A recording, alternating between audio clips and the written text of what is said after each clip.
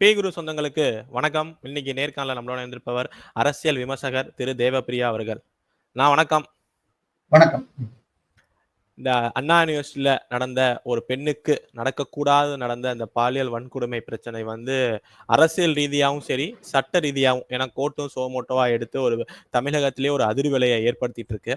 இப்ப அந்த சோமோட்டோவா எடுத்த கேஸ்ல கோர்ட் என்ன மாதிரியான கேள்விகள் தமிழக அரசை நோக்கியும் தமிழக காவல்துறை நோக்கியும் கேட்கப்பட்டு ரெண்டு விஷயங்களும் முதல்ல பார்க்கணும். ஃபர்ஸ்ட் விஷயம், அந்த எஃப்ஐஆர் லீக் செய்யப்பட்டது. அந்த எஃப்ஐஆர்ல அந்த பெண்ணுடைய பெயர், போன் நம்பர், அட்ரஸ் எல்லாமே இருந்தது. அப்படின்னு சொன்னா இப்பொழுது யார் அந்த பாதிக்கப்பட்டவர் என்று எல்லோருக்கும் தெரிஞ்சுவிடுது. கிட்டத்தட்ட அந்த பெண்ணினுடைய எதிர்காலம், பர்சனல் லைஃபையே இது அழிச்சிடும் என்ற நிலைமையில இருக்கு. இது எப்படி லீக் ஆனது என்று கேட்டதற்கு இது வெறும் டெக்னிக்கல் கிளிச்சாக இருக்கலாம் என்பதாக கமிஷனர் அருண் சொன்னாரு.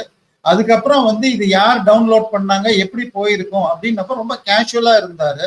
இதை மிக தெளிவாக நீதிமன்றம் அப்சர்வ் பண்ணி இது முன்னாடி இருந்த ஐபிசில இருந்து பிஎன்எஸ் மாறுறப்ப மெத்தட் ஆஃப் இதுல லோட் பண்றப்ப சிஸ்டத்துல அதுல எரர்லாம் சொன்னாங்க. அப்படி ஒன்றும் இல்லை, இது ஜூன் மாதத்துல இருந்து நடக்குது, ஹியூமன்லி தான் ஏத்தப்படுகிறது. ஸோ இது லீக் ஆனது மிக மிக தவறானது. இது யார் அப்லோட் பண்ணாங்க, 14 பேர் டவுன்லோட் பண்ணாங்க, அவர்கள் யார், யார் மூலமானது லீக் ஆனது, இப்படி தவறான முழு டீடைல்டு எஃப்ஐஆர் ஏத்துன அந்த காவலர் துறையை சேர்ந்த அதிகாரிக்கும் பனிஷ்மெண்ட் துறை ரீதியாக கொடுக்கணும் அப்படின்னு இருக்காங்க. அடுத்தது, கமிஷனருடைய பேட்டியில அவர் பல விஷயங்கள் சொன்னார்.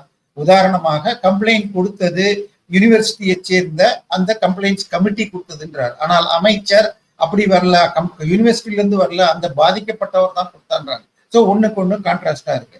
இதற்கு அடுத்ததாக சார் என்ற ஒரு நபர் இருக்கிறார் என்று மிக தெளிவாக அந்த கம்ப்ளைண்ட் சொல்லியிருக்காரு. ஆனால் இவர் அப்படி ஒரு ஆளே இல்லை அப்படின்னு தெளிவாக கொண்டு போறார். இதற்கு அடுத்தது, அந்த இது குற்றம் செய்தவர் மனைவி உள்ள வேலை செய்யறாங்க. அந்த சாருன்னு ஒருத்தவங்க இருக்காங்களா இல்லையா? இல்ல, அது இப்பொழுதுக்கு விசாரணையில இருக்கிற ரீஜன் தான் வரும். என்ன விஷயம்னு சொன்னால், கோயம்புத்தூர் வழக்கு ஞாபகம் இருந்தால் சிலிண்டர் குண்டு வெடிப்புன்னு சொல்லி அன்னைக்கு டிஜிபி பேட்டி கொடுத்தாரு. ஆனால் கடைசியில அது பயங்கரவாத திட்டம், அது ஒரு மிகப்பெரிய கும்பலுடைய ஒரு பிளான், சின்ன பிளான் ஆச்சு. இப்ப அது எண்ணெயே எடுத்ததுனால வந்துச்சு. ஆனா ஆரம்பத்துல அது சிலிண்டர் குண்டுன்னு க்ளோஸ் பண்ணியிருந்தா இந்த விஷயங்கள் வந்திருக்காது. இல்ல, நீங்க அந்த சொன்ன அந்த கோயம்புத்தூர் அந்த சிலிண்டர் வெடிப்பு அப்படின்னு சொல்ற அந்த இதுலயே அண்ணாமலை அவர்கள் கருப்பு நாள் அப்படின்னு சொல்லிட்டு அந்த போராட்டம் பண்ணார்ல கோயம்புத்தூர்ல. அப்பயே அவர் அதை ஒட்டி பயங்கரமான என்னென்ன திட்டம் தீட்டி இருந்தா முபீன் அப்படின்னு சொல்லிட்டு அவர் இன்னும் பயங்கரமான விஷயம் எல்லாம் சொன்னாரே. அதுதான், அதை தொடர்ந்து அதே கும்பல் தான் உங்களுக்கு ராமலிங்கம் கொலையாக இருக்கட்டும், சப் இன்ஸ்பெக்டர் வில்சன் கொலையாக இருக்கட்டும், ராமேஸ்வரம் கெஃபே, மங்களூர், இது எல்லாமே இருக்கு. போதை மருந்து பணத்தில் அரேபி கல்லூரி வழியாக இளைஞர்கள் மூளை செலவை என்பது தொடர்கிறது. இது ISIS குழு வரைக்கும் செல்கிறது அப்படின்னு சொல்லி மிக தெளிவாக ஆதாரங்கள் வந்திருக்கு. இப்ப அன்னைக்கு டிஜிபி சொன்ன மாதிரி இல்ல, ஒரு தனிநபர் என்று கொண்டிருந்தால், தமிழக போலீஸே எடுத்திருந்தால், அண்ணாமலை அவர்கள் சரியான நேரத்தில் அதை அன்னைக்கு கேள்வி எழுப்பியதால் இன்னைக்கு அந்த வழக்கு ஓரளவுக்கு முடிவை நோக்கி வந்துருக்கு. அதாவது பாதிப்புகள் தடுக்கிற மாதிரி. ஆனால் இதுல இன்னொரு சாரே இல்லை என்று அப்படி என்ன சொன்னாங்க. முதல்ல ரெண்டு விஷயம். முதல்ல அவருடைய ஒய்ஃப்னு ஒருத்தர் உள்ள வேலை செய்யலங்கிற மாதிரி கமிஷனர் சொல்றாரு. அட்லீஸ்ட் விசாரணையில இருக்குன்னாவது சொல்லி இருக்கணும். ஆனால் அமைச்சர் என்ன சொல்றாருன்னா, உள்ள வந்தது காரணம் அவங்க ஒய்ஃப் உள்ள வேலை செய்யறாங்க, அதனால அவர் உள்ள வராருங்கிறாங்க. அதான் அமைச்சர் மாத்தி சொல்றாரு, இவர் இல்லைங்கிறாரு. இப்போ ஒரு கம்ப்ளைண்ட் கொடுத்தா விசாரணை செய்யறப்ப நீ யாருப்பா, என்ன செய்யறவன், ஃபேமிலி யாரு, எங்க இருக்காங்கன்னு தான் கேட்பாங்க. சோ கமிஷனர் எப்படி அப்படி சொன்னார், அப்படி யாரும் ஒர்க் பண்ணலன்னு எப்படி சொன்னார். இது அடுத்த இந்த மாதிரி கான்ட்ராஸ்ட் பயங்கரமா வந்திருக்கு.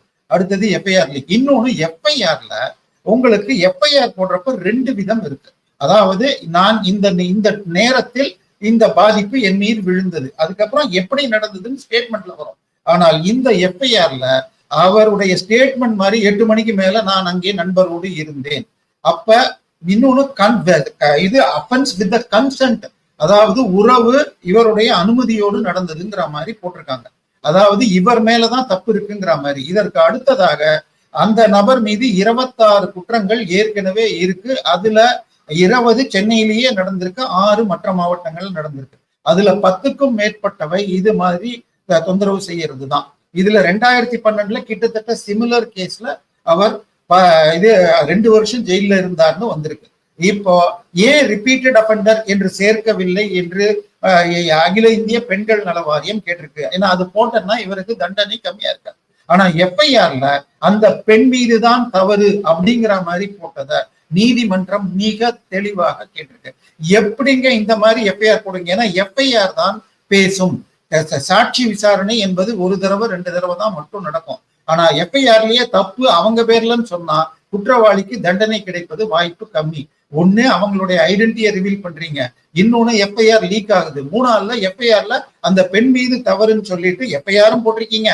மீடியா முழுக்க திமுக ஐடி விங்குகள் 200 ரூபாய் ஊபிக்கள் அண்டாக்கள் சொம்புகள் எல்லாம் அந்த பெண் அந்த நேரத்தில் இருந்தது தப்பு அப்படிங்கிறாங்க. அடுத்தது என்னமோ 100 ஏக்கர் கொண்ட அந்த அண்ணா பல்கலைக்கழகத்துல மொத்த ஏரியால எங்கேயோ ஒரு மூலையில இருக்கிற புதர்னாங்க. ஆனால் ஒரு யூடியூப் சேனல்ல மூத்த பத்திரிகையாளர் ஒருவர் தெளிவாக அண்ணா யூனிவர்சிட்டி மேப்பை போட்டு அந்த சம்பவம் அந்த பெண் பாதிக்கப்பட்ட இடம் என்பது அண்ணா யூனிவர்சிட்டியுடைய மெயின் பில்டிங்க்கு மிக அருகில், அந்த இடத்திலேயே கேமராக்கள் இல்லை அப்படின்னு இருக்கு. அந்த கூட வந்த நண்பரை அடித்து போட்டுட்டு என்ன சொல்லி இருக்காருன்னா, நீங்க சார் இருக்காரான்னு ஒண்ணு கேட்டீங்க, அதுல என்ன சொல்லி இருக்குன்னா, இவரும் அந்த நண்பரும் பேசிட்டு இருந்தப்ப வீடியோ எடுத்துட்டு இதை நான் லீக் பண்ணுவேன், டிபார்ட்மெண்ட்ல சொல்லிடுவேன், உன்னை டிஸ்மிஸ் பண்ண வச்சிருவேன், அப்லோட் பண்ணுவேன் அப்படின்னு மிரட்டி அந்த பையன் எதிர்த்த பொழுது, அந்த நண்பர் எதிர்த்த போது அவரை நல்லா அடிச்சு மிக மோசமாக காயப்படுத்திட்டு உட்கார வச்சுட்டு வெளியில சார் கார் வெளியில இருக்கு, அவர் வர வரைக்கும் நீ நகரக்கூடாது அப்படின்னு சொல்லிட்டு இந்த பெண்ணை தொந்தரவு பண்ணியிருக்கான். இந்த பெண் அப்பொழுது பீரியட்ஸ்ல இருந்திருக்காங்க. அதை தாண்டி அவர்கள் இப்ப இதுக்கப்புறமா மெடிக்கல் ரிப்போர்ட்ல அவர்கள் உடலிலும் பெண்ணுறுப்பிலும் காயம் இருக்குது. கன்சென்ட்ங்கிறதும் தப்பு. அடுத்ததாக ரிப்பீட்டட் அஃபெண்டர்ங்கிறது மென்ஷன் பண்ணல. சோ இது திட்டமிட்டு இது மாதிரி, ஏன்னா இன்னொன்னு இவர் இதற்கு முன்பாகவே இது மாதிரி அவருடைய செல்போன்ல 6 பேருடைய வீடியோக்கள் இருந்திருக்கு. 6 இதுக்கு மாணவ மாணவிகள் பேசுறது கேட்டா நான் அவங்கள யூஸ் பண்ணிக்கிட்டு பணம் வாங்குவேன், இல்லாட்டி வேற ஏதாவது பர்பஸ்க்கு யூஸ் பண்ணுவேன்னு இருக்கான். இதுவே கூட இந்த கம்ப்ளைண்ட் வந்த பிறகு ஒரு 50 பேரை 4 கமிட்டி போட்டு 50 பேர் ஷார்ட் லிஸ்ட் பண்ணி ஒரு 10 பேர் அதுலயும் ஷார்ட் லிஸ்ட் பண்ணி விசாரிச்சப்ப 4ஆவதாக இந்த நபரை விசாரிச்சுட்டு வெளில அனுப்பிச்சிட்டாங்க. 8ஆவதாக இந்த நபரின் தம்பி வந்த பொழுது என்னுடைய அண்ணன் சற்றே சரியில்லாதவன், அவன் செஞ்சிருக்கலாம், 2 நாளா அவன் டிஸ்டர்ப்டா இருக்கான் அப்படின்னு இருக்காங்க. அப்ப அந்த சிசிடிவி புட்டேஜ் வேற இடத்துல இருந்து எடுத்த புட்டேஜ்ல காட்டின பிளர்டு போட்டோவை பார்த்து இந்த ட்ரெஸ் வீட்டுல தான் இருக்குன்னு காட்டினதுக்கு அப்புறம் தான் அவன் வந்திருக்கு. அந்த பெண்ணும் பாதிக்கப்பட்ட வன்கொடுமை செய்யப்பட்ட பெண்ணும் நண்பர்களும் இருட்டிலும் அதுவும் மாஸ்க் போட்டிருந்தாலும் எங்களால ஐடென்டிஃபை பண்ண முடியும்னு உடனே இவனை மாஸ்க் போட்டு வீடியோ கான்பரன்ஸ்ல காட்டி ஐடென்டிஃபை பண்ணப்பட்டிருக்கு. அப்பொழுது இவன் அந்த பெண்ணிடம் சொன்னது, அந்த பெண்ணிடம் நீ இங்க இருந்து போக கூடாது, நான் உன வன்கொடுமை செஞ்சதையும் வீடியோ எடுத்திருக்கேன், இது நீ நான் இப்ப அடுத்த 2-3 நாள்ல கூப்பிட்டா வரணும், எப்ப கூப்பிட்டாலும் இல்ல எனக்கு செமஸ்டர் ஹாலிடேஸ் போயிட்டு 20ஆம் தேதி வந்திருக்கேன், இல்ல நீ இங்கதான் இருக்கணும், நான் கூப்பிட்டா வரணும், அடுத்தது அந்த சாரோட அட்ஜஸ்ட் பண்ணணும் அப்படின்னு இருக்காங்க. நடுவுல போன் வந்தப்ப எடுத்து சார் நான் முடிக்க போறேன். அந்த சாருங்கிறது ஆனா பேசுறப்ப வந்து ஏரோப்ளேன் மோட்ல தான் போட்டிருந்தாரு அப்படின்னு சொல்லிட்டு கமிஷனர் சொல்றாரு. கோர்ட் இதை ஒட்டி ஏதாவது கேட்டுதான்? ஏன்னா மிக நிச்சயமாக கோர்ட் ரொம்பவும் கண்டிச்சிருக்கு. எஃப்ஐஆர் லீக் ஆனதுக்கும் அவர் முதல்ல அந்த கமிஷனர் தமிழகத்தின் காவலர் ஹையஸ்ட் ஹெட் டிஜிபி பேசலாம், எப்படி அந்த கோயம்புத்தூர் கேஸ்ல எதற்காக சென்னை கமிஷனர் பேசினார், அப்பொழுது எழுத்துப்பூர்வமாக டிஜிபிட்ட பர்மிஷன் வாங்கியிருக்கணும், அப்படி ஏதாவது வாங்கியிருக்காரா? அப்படி இல்லை என்றால் அவர் மீது ஆக்ஷன் எடுக்கணும். இன்னொன்னு அண்டர் இன்வெஸ்டிகேஷன் சொல்ல வேண்டிய நிலைமையில இவர் ஏன் அடுத்த நோ சார்னு ஏன் சொல்றாரு? நாங்கள் இன்னும் முழு விசாரணை செய்யலன்னு சொல்லியிருக்கணும். ஒய்ஃப் இல்லைன்னு சொல்றார், மந்திரி ஒய்ஃப் இருக்காங்கன்னு சொல்றாங்க. சோ இது எல்லாத்தையும் தான் எடுத்துக்கிட்டு 25 லட்சம் ரூபாய் அந்த பெண்ணிற்கு தற்காலிக நிவாரணம் உடனடியாக கொடுக்கணும். அந்த பெண் செகண்ட் இயர் படிக்கிற அந்த பெண் மீத கோர்ஸுக்கு ஃபீஸ் வாங்காம, எக்ஸாம் ஃபீஸ் கூட வாங்காம அவருக்கு காலேஜ் உதவி செய்யணும் அப்படின்னு சொல்லியிருக்காங்க. காலேஜ்லயும் நீங்க என்னென்ன பண்ணியிருக்கீங்க எல்லாத்தையும் கேட்டிருக்காங்க. மிக தீவிரமாக கோர்ட் வியூ பண்ணியிருக்கு. இதுல தேசிய பெண்கள் நல வாரியம் ஏன் ரிப்பீட்டட் அஃபெண்டர்னு அந்த அவனை பத்தி போடல. 26 கேஸ் அவன் பேர்ல இருக்குன்னு. இதற்கு அடுத்தது அவன் திமுகவை சேர்ந்தவன் என்பதற்கு பல ஆதாரங்கள் வந்துச்சு. இனிமே இல்லைன்னு சொல்ல வேண்டியதில்லை, அது பெரிய விஷயம் இல்லை. ஆனால் எதனால் உங்களுக்கு அவன் எப்படி போய் டெப்டி சீஃப் மினிஸ்டர் போய் பார்க்கலாங்க? மா சுப்பிரமணியத்தை பார்த்தேன்னா அவர் அந்த ஏரியா மாவட்ட செயலாளர், அவருக்கு ஒரு செயல் வீரர்னு எடுத்துக்கலாம் இவரை பத்தி தெரியாம. ஆனால் சீஃப் மினிஸ்டரோ டெப்டி சீஃப் மினிஸ்டரோ எல்லாம் பார்க்கணும்னா செக்யூரிட்டி செக் பண்ணிட்டு இவர் எந்த பாதிப்பும் இல்லை அப்படின்னு அவரோட பக்கத்துல போய் நிக்க முடியும். ஆனால் இவர் போய் பார்த்திருக்காரு. 26 கேஸ் இவர் பேர்ல இருக்கு. 2012 சிமிலர் அஃபென்ஸ்ல 2 வருஷம் ஜெயிலே இருந்திருக்காரு. இவர் எப்படி இவரை பார்த்தார்? அடுத்தது, சார் இல்லைன்னா எப்படி சொல்றீங்க? நீங்க அவர் ஏரோப்ளேன் மோட்ல போட்டிருந்தா கூட அந்த அண்ணா யூனிவர்சிட்டி கேம்பஸை சுத்தி இருக்கிற அத்தனை செல்போன் டவரையும் வச்சு இதுல இருந்து கால் போயிருக்கா, அந்த ரெக்கார்ட்ஸ் வாங்கினீங்களா? இதை எதையும் செக் பண்ணாம எப்படி அவர் ஒண்ணும் இல்லைன்னு முடிச்சார்? இதனால அந்த இன்வெஸ்டிகேஷனே பாதிக்கப்படும். அதனால இதுல என்னன்னா முதல்ல சுயமோட்டோவா எடுத்தாங்க, அதற்கு பிறகு நீங்க சொல்ற மாதிரியே இந்த கேள்விகள் இருந்தாலும் எதிர்கட்சிகள் அண்ணாமலை அவர்களா இருக்கட்டும் இல்ல ஏடிஎம்கே இருக்கட்டும் எல்லாரும் என்ன சொல்றாங்கன்னா, போலீஸ் பாதுகாக்க, அதாவது குற்றவாளிய பாதுகாக்க பாக்குது, விசாரணையை நம்பிக்கை இல்லைங்கிறாங்க. கோர்ட்டுக்கும் பிஜேபி சார்பில் என்ன சொல்லிருக்காங்க, சிபிஐ விசாரணை வேணுங்கிறாங்க. அப்படி ஏதாவது இந்த விசாரணையில சந்தேகம் எழுப்பும்படி ஏதாவது விஷயங்கள் நடக்குதா? இல்ல, இந்த இதுவரை நடந்தது இல்ல. ஃபர்ஸ்ட் அவனை ரிலீஸே பண்ணியிருக்காங்க, அதுக்கப்புறம் அவருடைய தம்பி கொடுத்தப்புறம் தான் திருப்பி பண்ணியிருக்காங்க. எனவே பெரிய அளவுல நம்பிக்கை தரல. ஆனால் இப்ப சிபிஐக்கு இவங்க அனுப்பிச்சாலும் இங்க இருக்கிற போலீஸையும் யூஸ் பண்ணுவாங்க. அதனால இது அயனாவரத்துல அந்த பெண் விஷயத்துல சிபிஐக்கு டிரான்ஸ்பர் பண்ண பிறகு தமிழக அரசு பல லட்சங்கள், கிட்டத்தட்ட 1 கோடி ரூபாய் செலவு செஞ்சு ஒரு சிபிஐ வேண்டாம் நாங்களே நல்லா பண்றோம் அப்படின்ன உடனே ஸ்பெஷல் இன்வெஸ்டிகேட்டிங் டீம்னு சொல்லி 3 ஐபிஎஸ் ஆபீசரை அந்த அயனாவரம் 10 வயது பெண் குழந்தை பாலியல் வழக்குல போட்டாங்க. அதே டீமை இதுல பார்க்கட்டும் இருக்காங்க. இதுல இனிமேல் கமிஷனர் இன்வால்வே ஆகக்கூடாது, அவர் மீதும் துறை ரீதியாக நடவடிக்கை. இந்த எஃப்ஐஆரை யார் லோட் பண்ணாங்க, எதனால லீக் ஆச்சு, அவர் மீதும் துறை மீது நடவடிக்கை எடுக்கணும் இருக்காங்க. இது அண்ணா யூனிவர்சிட்டியும் நிறைய கேள்விகள் எழுப்பியிருக்காங்க. இதை தாண்டி நம்ம கவர்னர் போய் அங்க பார்த்திருக்காரு. இன்னைக்கு இது அண்ணாமலையும் பெரிதளவுல கொண்டு போய் அகில இந்திய பார்வை. கவர்னர் ஆய்வுல என்ன மாதிரியான ஆய்வு பண்ணிருக்காரு? கவர்னர் நேற்றுக்கு நம்ம பார்த்திருப்போம், நீங்க சொன்ன மாதிரியே நேர்லயே ஆய்வு போயிருக்காரு அண்ணா யூனிவர்சிட்டியில. அவர் ஆய்வுல ஏதாவது பத்திரிகை செய்திகள்ல என்ன மாதிரி வந்திருக்கு? கவர்னர் அலுவலகம் ஏதாவது சொல்லியிருக்காங்களா அந்த ஆய்வுல என்ன மாதிரியான ஆய்வுகள் அங்க மேற்கொண்டோம்னு? இல்ல, இப்ப எதுவுமே அவங்க வெளியில விட மாட்டாங்க கோர்ட்ல இருக்கிறதுனால. பட் அவர் அங்க போய் என்ன மாதிரி செக்யூரிட்டி அரேஞ்ச்மெண்ட்ஸ் இருக்கு, எத்தனை கேட் இருக்கு, எத்தனை செக்யூரிட்டி இருக்கு, எப்படி எல்லாம் ரெக்கார்ட்ஸை மெயின்டைன் பண்றீங்க, இதெல்லாம் விசாரிச்சிருக்காரு. ஆனா இதுல அதை விட பிரச்சனை என்னன்னு சொன்னால், கவர்னருக்கு தான் வேந்தர், அவர் தான் ரெஸ்பான்சிபிள்னு சொல்லி திமுக ஐடிவிக்கும் திமுகவும் பேசுறாங்க. இதெல்லாம் மிகவும் கீழ்த்தரமான செயல்கள். அதே திமுக எம்எல்ஏ தானே? அது ஒண்ணு. ரெண்டாவது, எஸ்டேட் ஆபீசர்னு ஒருத்தர் அந்த கேம்பஸ் ஃபுல்லா பாத்துக்கணும். அவருக்கு எத்தனை 140 எக்ஸ் சர்வீஸ்மென் இருக்காங்க. ஆனால் யாருமே இது நடந்தது மிகவும் மெயின் பில்டிங்ல இருந்து பக்கத்துல சைட்ல தான், அங்கேயே கேமரா இல்ல, அங்கேயே இப்படி நடந்திருக்கு அப்படின்னு என்று சொன்னால் இதுல ரொம்ப ரொம்ப பிரச்சனையான விஷயம். இப்பொழுது இது நீதிமன்றத்தில் இருப்பதால் இதற்கு மேல நம்ம ரொம்ப அதிகம் பேச முடியாது. இன்றைக்கு நடிகர் ஜோசப் விஜய் போய் கவர்னரை பார்த்துட்டு வந்திருக்காரு. நிச்சயமாக கவர்னர், ஹோம் செக்ரட்டரியும் டிஜிபியும் கால்பார் பண்ணி அடுத்த 2 நாள்ல ஹோம் டிபார்ட்மெண்ட்டுக்கு அறிக்கை போகும். எப்படி கொல்கத்தால ஒரு சிட்டிக்குள்ள ஒரு மெடிக்கல் காலேஜ் ஹாஸ்பிட்டல் நடந்ததோ அதை விட இது மோசமான இன்சிடென்ட். ஆனால் இது நடந்து, இது 23ஆம் தேதி இரவு நடந்திருக்கு, இன்னைக்கு 30ஆம் தேதி ஆயிடுச்சு. இந்த 7 நாள்ல இதை பற்றி நமது முதலமைச்சரோ மாண்புமிகு ஸ்டாலின் அவர்களோ அல்லது உதயநிதி ஸ்டாலினோ பண்ணல. ஆனால் இதை சொல்லியிருக்காரு, ஒரு பெண் கல்லூரிக்குள்ள போறதுதான் சமூக நீதி, அதுதான் திராவிட மாடல்னு இன்னைக்கு சொல்லியிருக்காரு. அதான் 30ஆம் தேதி வந்திருக்கு. இப்ப கூட யாரும் போய் ஆறுதல் சொல்லவோ இல்ல இது பண்ணல. இன்னொன்னு, இந்த எஃப்ஐஆர் லீக் என்னன்னு பாத்தீங்கன்னா, இது போல பல சம்பவங்கள் ஒரு ஞானசேகரனா மேலும் பலரா, ஒரு சாரா பல சாரா, இதெல்லாம் சொல்லணும்னு சொன்னால் இப்ப ஒண்ணுமே இல்லைங்க. பத்திரிகையாளர் வாராகின்னு ஒருத்தர கைது பண்ணாங்க. அதுக்கப்புறம் டைம்ஸ் ஆஃப் இந்தியால தமிழக அரசு போலீஸ் துறையே ஒரு நம்பரை கொடுத்து நீங்க போன் பண்ணி இவரை பத்தி கம்ப்ளைண்ட் இருந்தா சொல்லுங்க, உங்களுடைய ஐடென்டிட்டியை காப்பாத்துவோம் நாங்க. ஆனால் இப்ப தைரியமா ஒரு பெண், அவருடைய நண்பர், வீடு எல்லாரும் சேர்ந்து தைரியமா வந்து கம்ப்ளைண்ட் கொடுத்தா ஒன்றை லீக் பண்ணுவேன்னு சொன்னால் இப்ப வேற யாரும் இப்ப வெளியில வரமாட்டாங்க. இதுதான் இவங்களுடைய பிளானா, அந்த சார்களை காப்பாற்றுவதற்காக. வேற எந்த ஒரு சார் அப்படிங்கறத தாண்டி இன்னொரு குழப்பமும் இருக்கு. என்னன்னா காரு, ஆடி காரு, BMW காருங்கிறாங்க. அதை ஒட்டி ஏதாவது BMW தான் இருக்க வாய்ப்பு இருக்குன்னு சொல்றாங்க.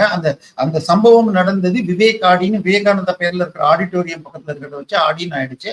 அங்க கார் நிக்குது, அந்த கார் நான் முடிச்சு சிக்னல் கொடுத்தா வர வரைக்கும் நீ நகரக்கூடாதுன்னு அந்த பையனை மிரட்டியிருக்கான். சோ அந்த கார்ல 3 நபர்கள் வரைக்கும் இருந்தார்கள் அப்படின்லாம் ஒரு சில பத்திரிகையாளர்கள் சொல்றாங்க. இந்த நேரத்துல இது தேவையில்லை. மிக நிச்சயமாக வித்தவுட் கன்சர்ன் மிரட்டி ஒரு திமுகவை சேர்ந்த இளைஞர் செஞ்சிருக்கார். திமுகங்கிறத விட்டுட்டால் போலீஸ் முதல் கட்ட அறிக்கையில் சார் இல்லைன்னு சொல்றதும், அவருடைய மனைவி உள்ள வேலை செய்யலன்னு சொல்றதும், அதை தாண்டி அவர் மனைவி உள்ள வேலை செஞ்சா கூட அவர் எப்படிங்க போலாம்? இப்ப நானும் நீங்களும் ஒரு காலேஜுக்குள்ள போகணும்னு சொன்னால் அங்க செக்யூரிட்டில இருந்து உங்களுடைய சொந்தக்காரர்கள் யார் இருந்தால் அந்த மாணவர் வந்து அழைச்சாதான் நீங்க போக முடியும் ஒரு லெவல் வரைக்கும். எப்படி இத்தனையும் நடந்திருக்கு? இது சாதாரண விஷயம் இல்ல. கவர்னர் மிக தீவிரமாக எடுத்திருக்காரு. மேபி அடுத்த 2 நாள்ல அவர் டிஜிபியோ இல்ல சீஃப் செக்ரட்டரியோ கூப்பிட்டு கேட்டு அதன் பிறகு மேலும் அறிக்கைகள் செல்லும். இல்ல இப்ப இதை நம்ம வந்து நிர்வாக கோளாறு, எல்லாரும் என்ன சொல்றாங்கன்னா அண்ணா பல்கலைக்கழகத்துல இருக்க நிர்வாக கோளாறு அப்படிங்கிற ஒரு தரப்பும் சொல்லிக்கிட்டு இருக்காங்க. இது நிர்வாக கோளாறா இல்ல தமிழக அரசோட தவறா? இல்ல, அதாவது நிர்வாக கோளாறுங்கிறத விட மெத்தனம்னு சொல்லலாம். இது கேம்பஸ் தானே, இத்தனை பேர் வந்துட்டு போறாங்கன்னு பண்றது. பிரச்சனை வந்த அப்புறம் தான் என்னன்னு நம்ம பார்ப்போம். அப்புறம் தமிழக அரசு மேல எதுவுமே இல்ல, அவங்க தான் உரிய நடவடிக்கை இருக்காங்கல்ல. உரிய சார், தமிழ போலீஸ் துறையுடைய வேலை வருமுன் காவாதான் வாழ்க்கை எரி முன்னர் வைத்தூறு போல கிடும். பிரிவென்ஷன் பண்றதுக்கு தாங்க நீங்க போலீஸும் இதுவும். தப்பு செஞ்சுட்டான் கைது பண்ணிட்டேன், தப்பு செய்துட்டான் கைது பண்ணிட்டேன். சரிங்க, தப்பு பண்ணிட்டு கைது பண்ணவனுக்கு எத்தனை பேருங்க தண்டனை வாங்கி கொடுத்துருக்கீங்க? முதல் வருஷம் மரக்காணத்துல 22 பேர் கள்ளச்சாராயத்துல செத்தாங்க. நாங்க கைது பண்ணோம், குண்டர் சட்டம் போட்டோம், இது வரைக்கும் எந்த தீர்ப்பும் வரல. இந்த வருஷம் 68 பேர் கள்ளக்குறிச்சியில் செத்தாங்க, இல்ல. இப்போ ஐநாவரம் கேஸ்ல 10 வயது பெண் குழந்தையை 7 நாள் தொடர்ந்து பலாத்காரம் செய்ததை அவ சொல்லாதப்ப அவளுக்கு இது மெடிக்கல் ப்ராப்ளம் வந்த உடனே அதுக்கப்புறம் தெரிஞ்சது. அதுக்கு சிபிஐக்கு போனதுக்கு மிக காஸ்ட்லியான வக்கீல்களை வச்சு சிபிஐ இல்லாம எஸ்ஐடி போட்டாங்க. இப்ப நீங்க போன மாதம் பாத்தீங்களான்னு தெரியாது, மனநிலை பாதித்த மென்டலி சேலஞ்ச்டு பெண் ஒரு பெண்ணை 1 வருடமாக 10 இளைஞர்கள் பல்வேறு லாட்ஜுகளுக்கு, கல்லூரியில இருந்து லாட்ஜி கூப்பிட்டு பண்ணியிருக்காங்க. அவளுக்கும் உடல்நிலை பாதித்ததை பார்த்துதான் அவங்க அப்பா கண்டுபிடிச்சு இதுக்கு வெளியில வந்திருக்கு. இப்ப அதுல எல்லாம் யார் மீதாவது குண்டாஸ் போட்டீங்களா? எப்படி இந்த தைரியம் இவர்களுக்கு வருகிறது? அதே மாதிரி இதை தாண்டி பாத்தீங்கன்னா ஒரு பள்ளியில திருச்சி லுத்ரன் சபைக்கு கீழே இருக்கிற பிஷப் ஐமன் பள்ளியில அங்க இருக்கிற ஹாஸ்டல்ல இருக்கிற 50 தொடக்கப்பள்ளினா 8ல இருந்து 10 வயசு கீழே இருக்கிற குழந்தைங்களை அந்த ஸ்கூலுடைய ஹெட்மிஸ்டருடைய மகன் சாம்சன் என்பவன், அவன் லால்குடியில ஆரம்ப சுகாதார நிலையத்துல ஒரு டாக்டரா இருக்கிறான். கிட்டத்தட்ட நம்ம அன்பில் மகேஷ் பொய்யாமொழி தொகுதி, இது திருச்சி மாவட்டத்துக்கு அவர் செயலாளர். அங்க நடந்த விஷயத்துக்கு இதுவரைக்கும் அமைச்சர் போல. அந்த தொகுதி அது கிட்டத்தட்ட என்னுடைய நினைவு சரி என்றால் திருச்சி 2 தொகுதி இனிகோ இருதராஜுடைய தொகுதியில வரும். அவரும் போய் ஆதரவு கொடுக்கல. ஆனால் ஒரு லாவண்யா என்ற பெண் தற்கொலை கேஸ்ல அக்யூஸ்ட் வெளியில வந்தப்போ அவர் போய் வரவேற்கிறாரு.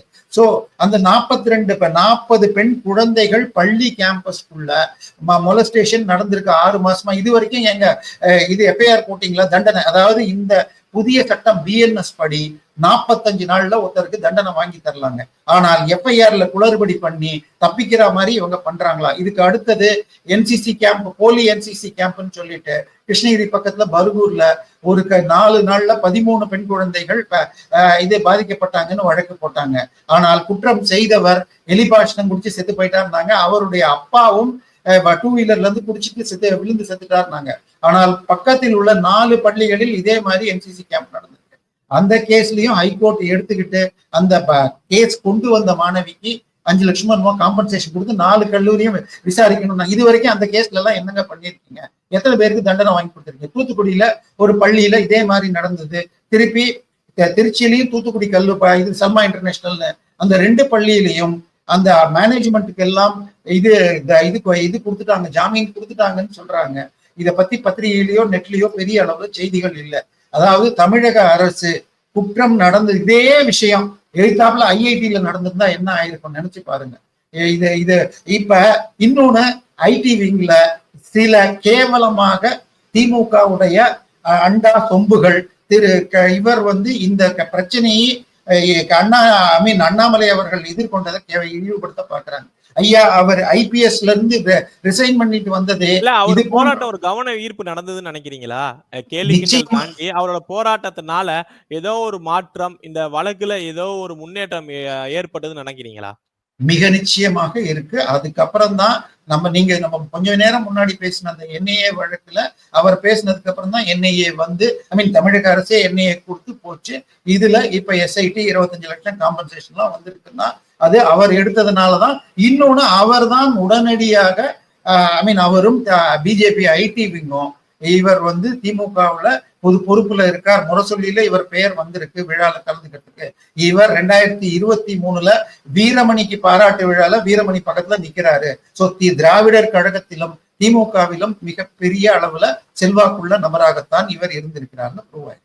இப்போ அண்ணாமலை இவங்க பேசுறாங்கன்னா ஏதோ ஒரு ஊர்ல நடந்த விஷயத்துக்கு கருப்பு புடவை கட்டிக்கிட்டு மெழுகுவர்த்தி ஏத்தினா அந்த பொண்ணுக்கு ஏதாவது உதவி பண்ண முடியுமாங்க? அதுல நீங்க லீகல் நடந்துட்டு இருக்கிறதுல நீங்க ஒண்ணுமே பண்ண முடியாது. நீங்க பண்ணது பாலிடிக்ஸ். இவர் பண்ணினது தன்னுடைய யாரும் தெரியுது திருமதி கனிமொழி அவர்களை சொல்றீங்க. ஆனா அவங்க சொல்றாங்க அதான் நடவடிக்கை எடுத்துட்டு விசாரணை போயிட்டு இருக்குல்ல அப்படின்னு சொல்லிட்டு கனிமொழி தரப்புல இருந்து சொல்லப்படுது.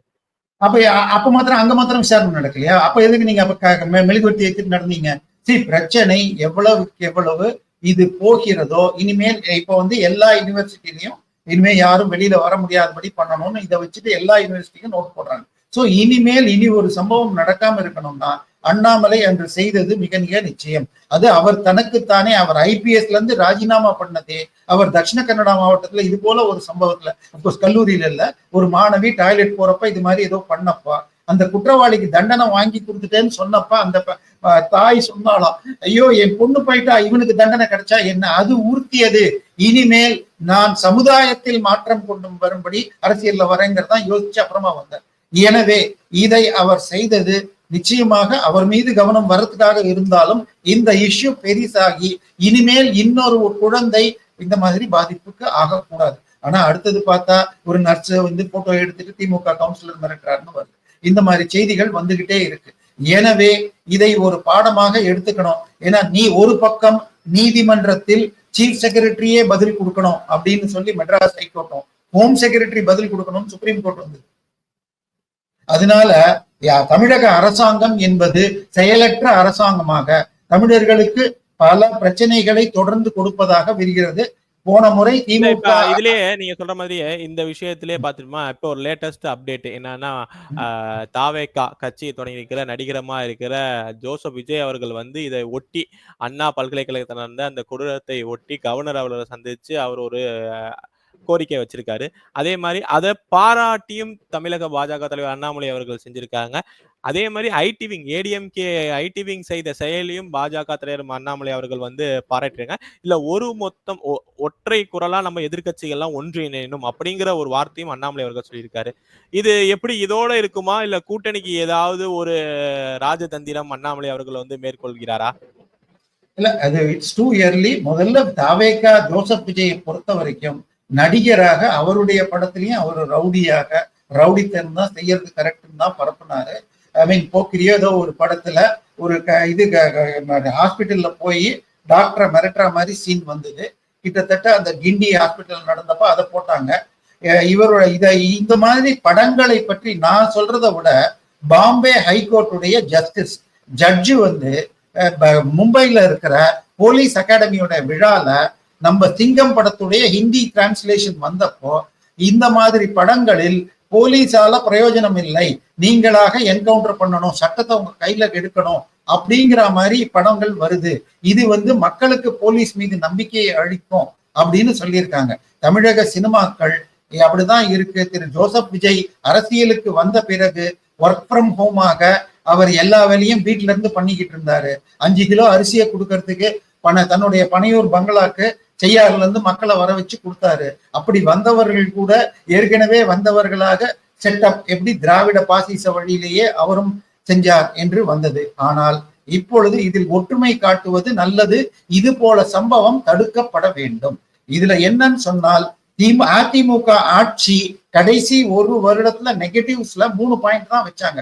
ஒண்ணு சாத்தான்குளத்துல நடந்தது, 2வது அந்த துப்பாக்கி சூடு, 3வது பொள்ளாச்சி சம்பவம். இதுல இப்ப இந்த பொள்ளாச்சி சம்பவத்தை விட மோசமான சம்பவமாக சென்னையின் ஹார்ட் ஆஃப் சிட்டில இது நடந்திருக்கு, ஒரு கல்லூரி கேம்பஸ்ல.